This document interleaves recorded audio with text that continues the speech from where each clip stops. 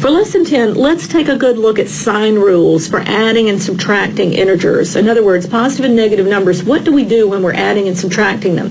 First, like signs, in other words, two positives or two negatives, we add the numbers and we keep the sign. If we have example number 1 will show us an example just like that. I have a positive 7 plus a positive 5. 7 plus 5 is something we're used to. It is a positive 12. What did you do? You added the numbers and you kept the sign. The sign was the same. Both of those numbers were positive. Look at example number 2. I've got a negative 8 and I'm adding a negative 2. Now there's another way this could be written. It could be written as negative 8 minus 2. Still, both have negative signs. The signs are the same, so we add the numbers and we keep the sign, which is negative. The second set of rules is for unlike signs. What do you do if you have one positive and one negative? Well, in this case, you always subtract. Now remember, these are only the rules for adding and subtracting. We'll get to multiplication and division later. When we have opposite signs, we subtract. We would say 12 minus 7 is another way to rewrite that. And of course you subtract the numbers.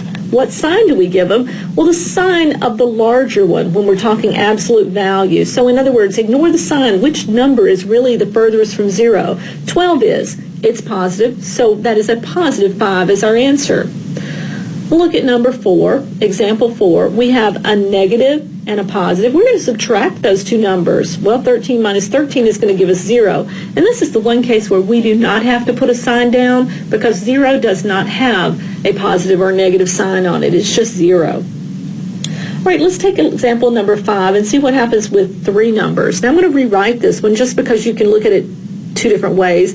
Negative 1 plus 5 plus a negative number could be written negative 1 plus 5 minus 8. And I'm going to look at it both ways.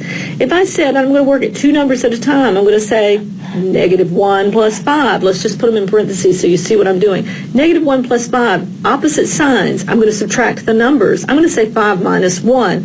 That would give me a 4. I'm going to keep the sign of the larger one, which was the 5, so it's positive. And then I'm going to bring down the rest of that expression, the negative 8, or minus 8. 4 minus 8. Opposite signs, so I have to subtract. I keep the sign of the one that's larger, so it needs to be a negative 4 is my answer. Okay, let's take a look at number 16. And we could rewrite this one, and I'll do it just so you can see it both ways. It would be 18 plus negative 9 is the same as minus 9, plus 5 plus negative 2 is the same as minus 2. Now I'm going to take two numbers at a time. I'm going to say 18 minus 9. Remember, opposite signs I subtract, keep the sign of the larger one so it's positive. Then let's just write down the rest of the problem and do one step at a time. Next I'm going to take the next two. I'm going to say 9 plus 5. Well, those are both positive. I add them together and I keep the sign. And I bring down my minus 2. And now I have to say 14 minus 2. Well, opposite signs, right?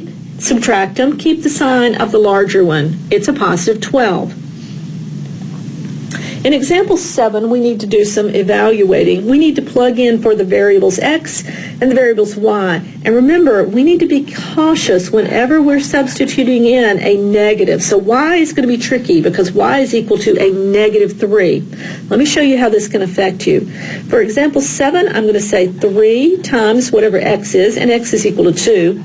And then I'm going to say plus because the plus is in the expression. I'm going to look at what y is. Y is a negative 3. Well, I usually use parentheses to separate two signs, like positive and negatives, but otherwise I'll get confused. Now, how do I simplify this or evaluate?